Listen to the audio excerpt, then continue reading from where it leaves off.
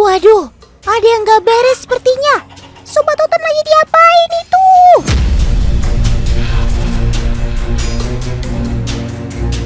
Itu kan cat warna hitam. Kenapa jadi hitam-hitam gitu Sobat Otan si ayam malang itu ya? Pemakaian cat di wajah si ayam jelas akan membuatnya tidak nyaman dan berbahaya. Belum lagi aroma cat yang menyengat, pasti mengganggu pernafasan si ayam tuh. Otan harus bertindak mencari pertolongan nih. Nah, pas banget tuh ada Paman. Paman! Paman! Mau kemana sih Paman? Tolongin Sobat Otan dong Paman. Loh, kok malah berhenti? Rupanya Paman mau buka sesuatu tuh. Oh alah, Otan kira bawa makanan. Ternyata isinya ayam tuh. Kok pada hitam-hitam gitu ayamnya Paman? Loh, kok luntur iki? Wah, ireng iki. Waduh. Iki cemane udu iki. Waduh, bakule ngapusi iki berarti udu cemane iki di apa iki? Semir iki wae yo. Oh alah dalah. Sepertinya ada yang habis kena tipu nih. Coba Paman periksa bagian dada dan mulutnya. Wah, Otan ngerti sekarang. Ternyata Paman adalah korban penipuan ayam cemani palsu. Rupanya Paman misterius tadi adalah oknum penjual ayam cemani palsu. Wah. Lain kali harus lebih cermat ya Paman kalau mau beli ayam cemani. Nih, Otan kenalin Sobat Otan cemani yang asli.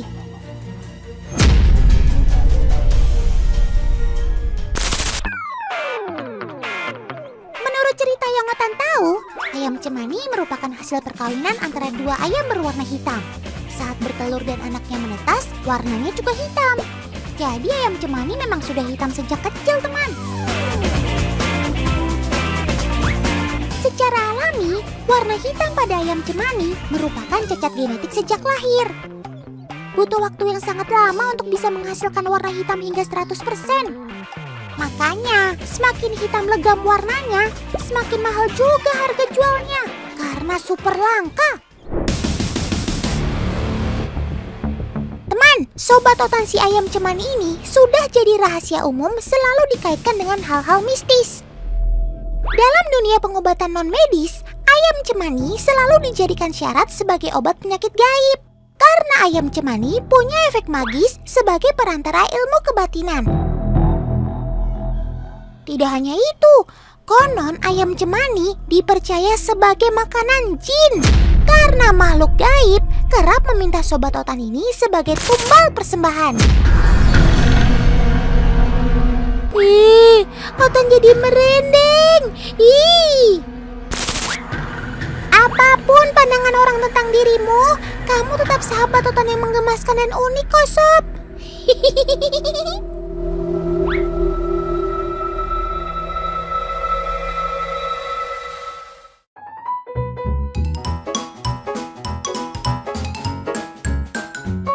Udah ya ceritain ayam cemaninya. Otan sekarang mau lihat Sobat Otan si ayam yang lainnya nih.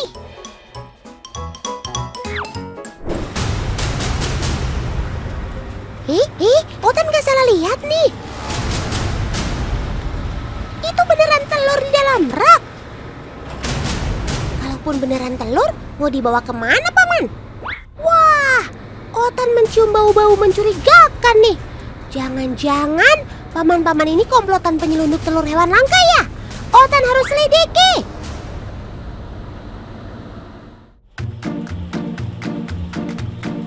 Walah, kalian datang dari mana, Sob? Kok tiba-tiba muncul di dalam rak-rak ini? Nah kan, ternyata Otan salah. Otan kira paman-paman ini berniat jahat. Ternyata lagi panen anak ayam. Oke. Otan sudah paham. Jadi, anak-anak ayam ini baru banget keluar dari mesin penetasan. Selama di dalam ruangan ini, telur diperlakukan seperti sedang dierami oleh induk ayam. Setelah melewati 18 hari yang panjang, baru deh ribuan telur dipindahkan ke ruang penetasan. Baru deh kalian keluar dan dipindahkan dari rak penetasan. Tuh, masih banyak cangkang telurnya. Jadi harus dibantu oleh paman-paman supaya kalian dapat tempat yang bersih dan bagus. Jadi bisa lebih nyaman kan, Sob? Ngomong-ngomong, teman di rumah ada yang bisa tebak nggak? Kira-kira berapa jumlah sobat-sobat Otan yang imut-imut ini? Nih, Otan kasih tahu. Mereka semuanya ada puluhan ribu. Lebih tepatnya hampir 60 ribu. Banyak banget kan?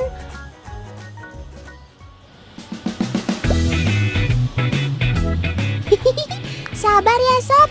Ternyata kalian masih harus melewati tahap seleksi lanjutan.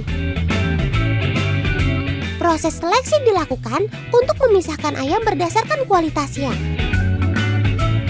Secara kelas dibagi menjadi dua, yaitu grade A dan grade B. Nah, anak ayam yang dipindahkan ke tempat berbahan kardus ini masuk ke dalam grade B. Artinya tidak layak untuk masuk ke tahap pemeliharaan. Teman di rumah bisa bandingkan sendiri deh ya, ayam yang sehat dan tidak. Nih, coba perhatikan. Ayam sehat terlihat lebih segar dan lincah. Dia sanggup berdiri dan bergerak sana kemari. Berbeda dengan ayam yang kurang sehat, lebih banyak diam dan murung. Bahkan untuk membuka matanya saja tidak mampu. Wah, memang baiknya kamu istirahat saja, Sob. Jangan memaksa untuk ikut mereka yang sehat jalan-jalan keluar kota. Kalau kondisi fisik tidak sehat maksimal, berbahaya juga buat kamu.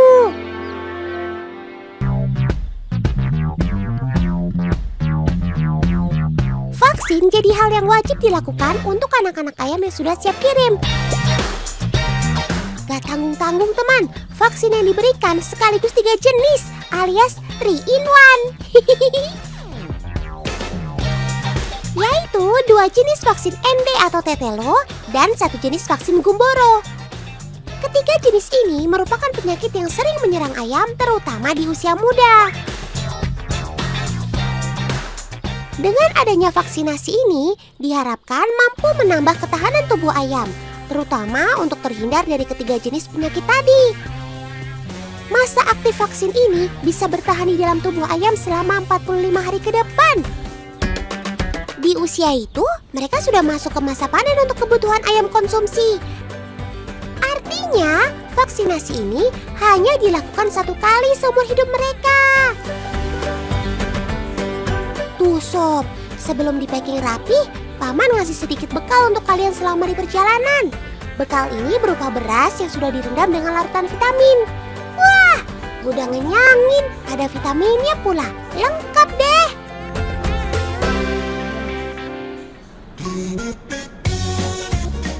Yuhuu, mobilnya sudah tiba.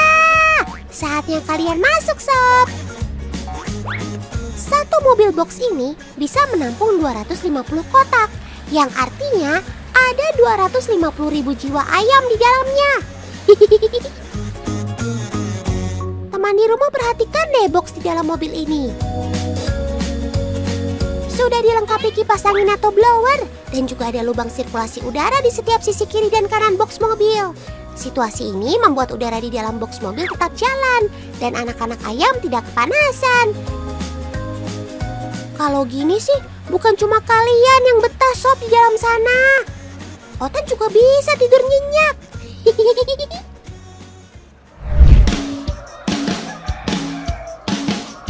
Lain di tempat penetasan, lain pula telur ayam di kandang ini.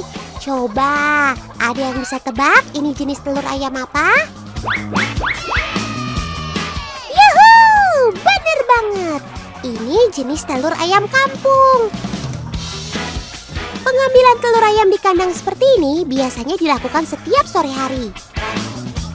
Setiap satu ekor ayam biasanya mengeluarkan telur setiap 26 jam sekali.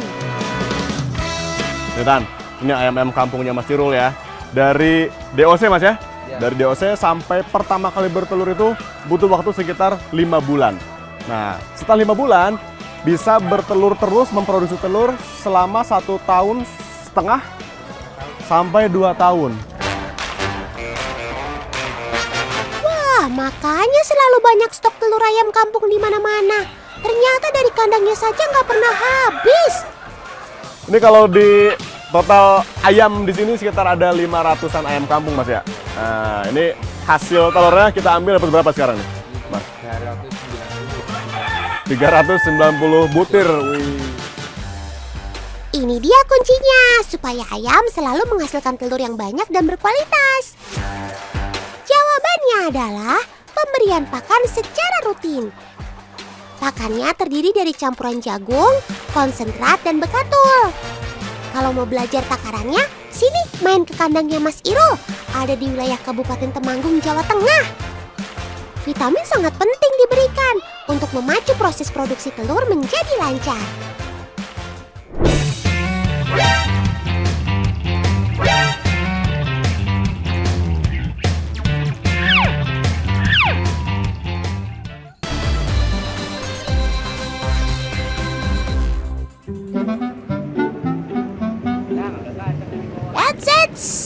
Dari gerak-geriknya ada yang mau jahil nih. Hei Sob, jangan macam-macam ya. Kasihan itu dagangan orang. Waspada! Ada serangan monyet.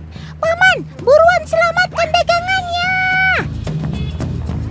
Berhasil deh mereka mendapatkan kacang buruannya. Bener-bener deh kalian ini. Ish, bikin Otan malu aja. Buat para pemilik warung yang tinggal di sekitar habitat monyet, harap hati-hati dan jaga baik-baik dagangannya ya, biar nggak dicuri kayak gini.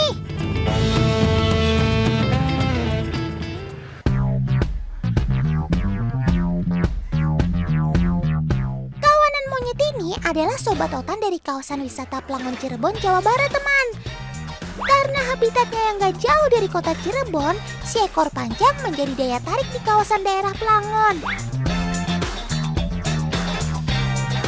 Gak sedikit juga teman-teman Otan yang melewati daerah wisata ini mampir hanya untuk memberi makan serta melihat tingkah lucunya. Lucu sih lucu, tapi harus tetap waspada. Jangan sekali-sekali kalian lengah teman, atau monyet akan bikin ulah.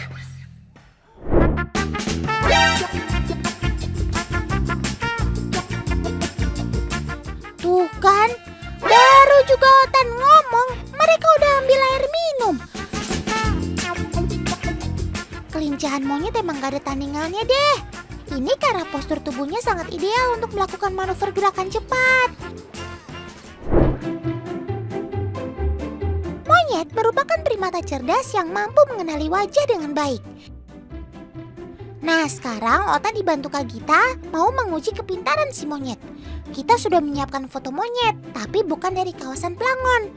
Kira-kira kalian bisa mengenali wajah monyet ini nggak ya?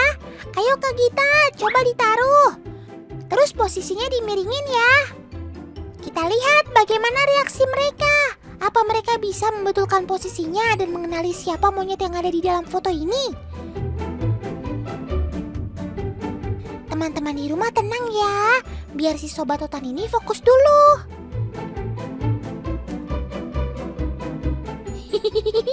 Mirip ya sama kamu. Sampai begitu banget sih liatnya. Apa kamu merasa seperti bercermin, Sob? Wah, teman, ternyata bisa diposisikan dengan baik ya fotonya. Kalian tahu nggak, teman? Kalau monyet itu memiliki otak besar dan dikenal memiliki rasa ingin tahu yang tinggi. Perkembangan otak diiringi dengan kebebasan tangan serta penglihatan yang baik, membuat sebagian monyet pandai memecahkan beberapa masalah. Luar biasa kalian, Sob!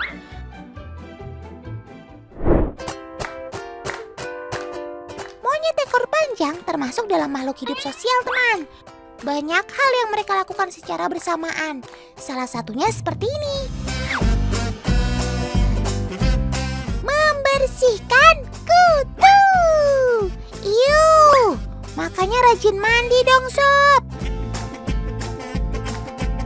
Jangan deket-deket Otan kalau kutuan. Kita semua tahu kan teman kalau monyet itu jago memanjat dan melompat. Tapi tahu nggak bisa setinggi apa monyet meloncat? Kita coba ya teman. Kak Gita udah menyiapin pisang nih. Ayo Sob, sini. Jangan malu-malu. Ini makanan kesukaan kalian loh. Wih, ternyata lompatan kalian tinggi juga ya. Kira-kira sekitar 3 kali panjang tubuh kalian. Keren. Tapi nggak semudah itu untuk mendapatkan pisangnya.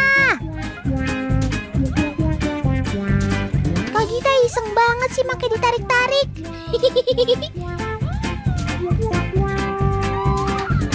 Pinter banget kalian Sob. Bisa menemukan momen yang tepat sehingga bisa meraih pisangnya.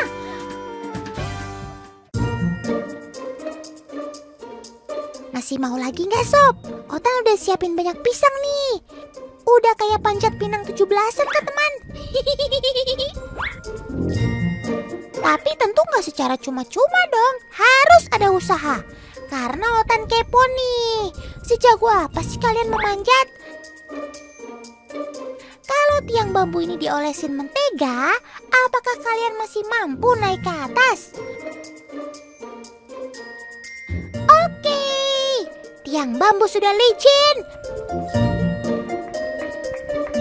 Pisang sudah digantungkan. Saatnya dimulai.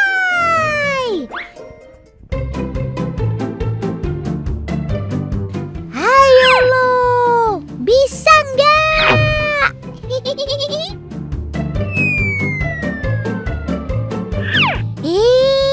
Malah loncat ke bawah. Licin ya Sob.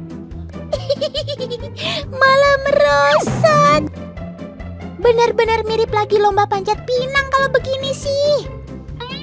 Meski memiliki tangan dan kaki yang biasa digunakan untuk menggenggam, ternyata monyet kesulitan untuk memanjat media yang licin.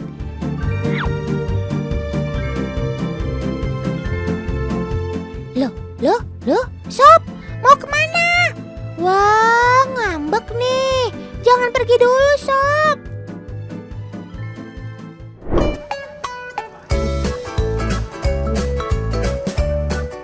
Sobat Otan si ekor panjang ini punya jam-jam tertentu saat turun ke jalan, teman. Biasanya pagi hari hingga sore hari udah rame tuh di pinggir-pinggir jalan. Nanti bagi teman-teman yang melintas di kawasan Pelangon, jangan ngebut-ngebut ya, biar sobat-sobat Otan gak terluka. Pelan-pelan aja deh, sambil menikmati kelucuan mereka. Kebiasaan monyet di pinggir jalan ini merupakan ulah manusia yang sering memberi makanan saat melintas. Hal ini membuat monyet merasa bahwa akan selalu diberi makan di tempat ini. Tapi hal itu justru dapat menimbulkan kecelakaan yang berbahaya buat monyet dan para pengendara. Jadi, Otan harap kegiatan memberi makanan monyet di pinggir jalan segera dihentikan demi keselamatan bersama. Teman di rumah penasaran gak sih? Kira-kira monyet bisa buka tas bawaan kita gak ya? Sekarang kita buktikan dengan tas yang sudah diisi dengan pisang serta kacang. Biar mereka tahu, tunjukin dulu ke Gita makanan-makanan kesukaannya. Kalau udah, tutup rapat resletingnya ya. Nah, mereka mulai mendekat, teman.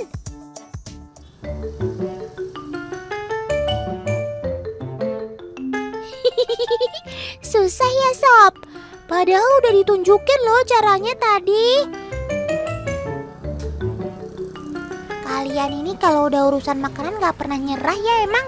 Coba terus sampai bisa, Sob. Karena Otan kasihan, kali ini buka sedikit deh. Kita beri bantuan untuk mereka.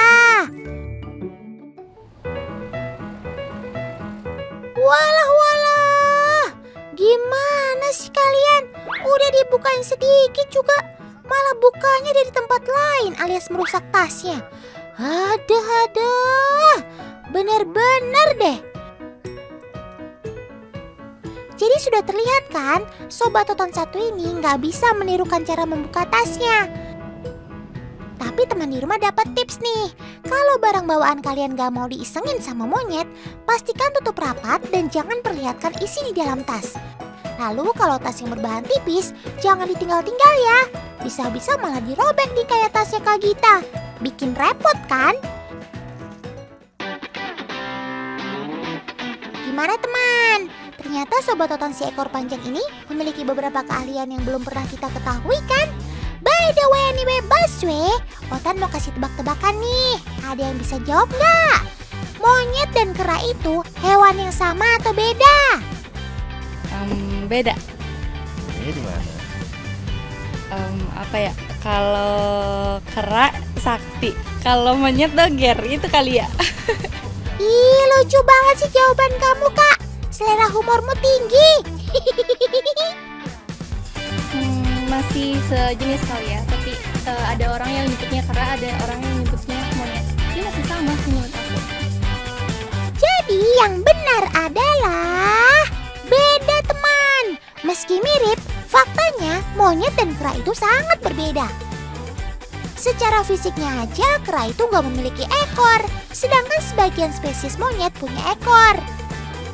Lalu dari ukuran, kera jauh lebih besar daripada monyet. Contohnya gorila dan yang paling kecil oa.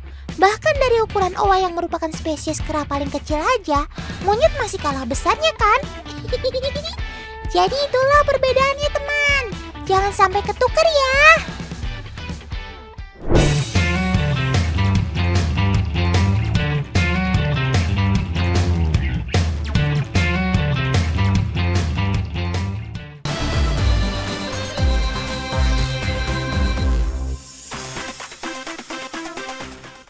Kalian sadar gak? Banyak sekali nama-nama Sobat Otan disematkan dengan karakter unik yang dimilikinya atau bahkan memiliki kesamaan karakter dengan yang lainnya. Karakter unik itu bisa sesama hewan atau karakter unik yang dimiliki manusia. Nggak usah jauh-jauh deh. Ini orang, ini hutan. Jadinya orang utan. Sudah tidak diragukan lagi bahwasanya Otan punya karakter yang mirip sekali dengan kalian teman. Kalian harusnya bangga teman, bisa mirip sama Otan. Terus apa jadinya ya kalau ada Sobat Otan, si Macan punya karakter yang sama dengan Sobat Otan Kumbang. Tada! Ini dia jadinya.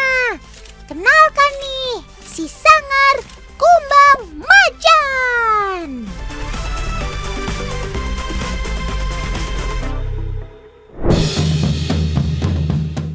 Kecil ini biasa aktif di siang hari dan cukup banyak ditemukan di areal terbuka cukup lembab seperti ini. Tapi kenapa Sobat Totan ini dijuluki sebagai macan ya?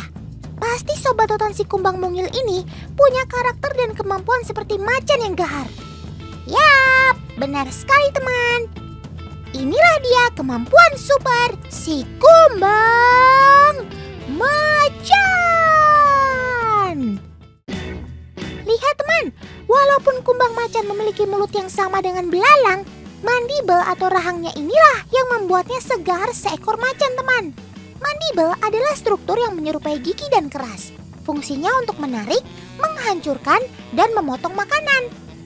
Gak cuma itu teman, Sobat Totan ini juga punya dua pasang rahang tambahan, yaitu maksila dan palpi labial, yang digunakan untuk memasukkan makanan ke dalam mulut. Wah! Ini sih lebih keren dari macan, Sob. Duh, ada yang gak beres nih. Sepertinya bakal ada keributan nih. Semut mulai menggigit kaki kumbang macan. Wah, mereka berdua saling menyerang. Tampaknya sengatan semut membuat si cepat sedikit kewalahan. Aduh, semut lain pun ikut membantu untuk mengalahkan si kumbang. Tapi si lincah tetap menolak untuk kalah teman.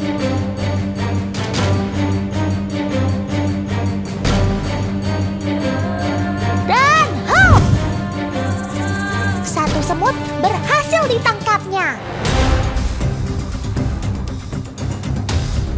Tanpa ampun, Kumbang mulai melahap lawannya itu. Wow, benar-benar pertarungan yang sangat mendebarkan. Sungguh luar biasa. Kumbang macan memang terkenal sebagai salah satu binatang tercepat di muka bumi. Ukurannya sih cuma sekitar 10 cm saja. Tapi ia mampu berlari hingga 120 kali ukuran tubuhnya dalam 1 detik. Itu sama saja dengan kemampuan berlari hingga kecepatan 9 km per jam. Wow, cepat sekali ya untuk ukuran sekecil ini. Luar biasa. Tapi karena kecepatannya yang tinggi itulah, Kumbang macan tidak mendapat cukup cahaya saat bergerak, sehingga penglihatannya menjadi terganggu, teman. Oh, kalau begitu kamu jadi kesulitan dong untuk menangkap mangsa yang bergerak cepat juga. Makanya, ia lebih sering mencari cacing tanah sebagai buruan favoritnya, teman.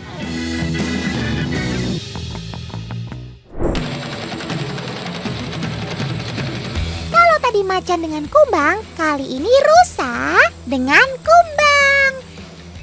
Ya, ini dia kumbang capit atau kumbang rusa. Lihat teman, capit yang dimilikinya seperti tanduk rusa. Makanya ia diberi gelar kumbang rusa. Apa saja sih kemampuan super yang dimiliki kumbang rusa ini? Cekidot! Kemampuan super kumbang rusa tersimpan pada capit ya teman. Mau lihat kekuatan capitnya teman? Lihat nih!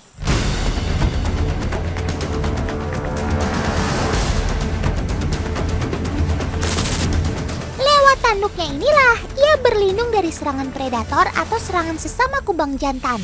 Capit supernya ini juga mampu menghalau serangan predator yang ukurannya lebih besar, seperti burung dan rubah. Cubitan kumbang rusa cukup sakit menyakitkan teman, meskipun tidak berbahaya bagi manusia. Sudah, cukup bertengkarnya ya sob, jangan diteruskan lagi.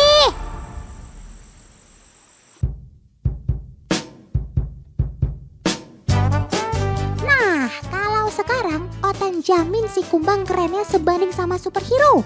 Iya kan kak? Otan akan buktikan dengan beberapa ranting kayu ini teman. Dari ranting kecil hingga yang lumayan besar jika dibandingkan dengan tubuh sobat Otan ini. Mungkinkah ia dapat mengangkat semua ranting? Langsung simak aja deh teman. Cakep! Ranting pertama dapat diangkat dengan sempurna. Selanjutnya, wow! Kakinya masih kuat untuk menahan beban ranting yang lebih besar. Cakep! Jika teman perhatikan, keenam kaki kumbang bukan mencengkram rantingnya loh, tapi karena ia memiliki duri dan bulu-bulu halus yang dapat menempel pada kayu. Cakep!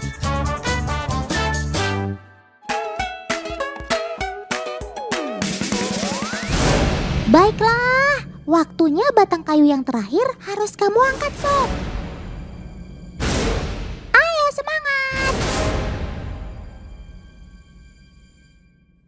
Loh. Kayunya malah jatuh. Coba sekali lagi Kak Ismi. Yah, tetap gagal teman. Oke, gak masalah sob. Mungkin kamu harus latihan angkat jemuran dulu ya.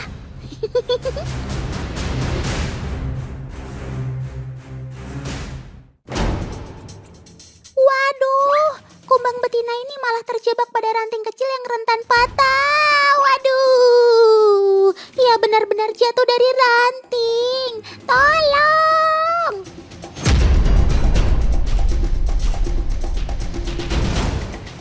Itu bukannya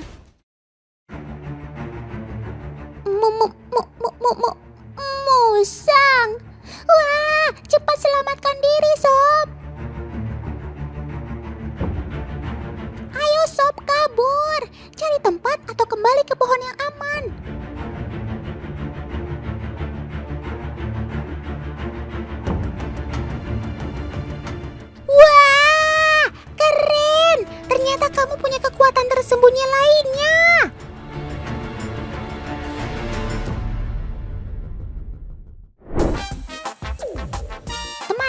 Sayap kumbang sering dijuluki sebagai sayang terselubung. Dua pasang sayap yang ada di depan atau kulitnya yang terlihat keras ini disebut dengan elytra. Sayap elytra mengeras bahkan menebal untuk melindungi sepasang sayang di bagian belakang.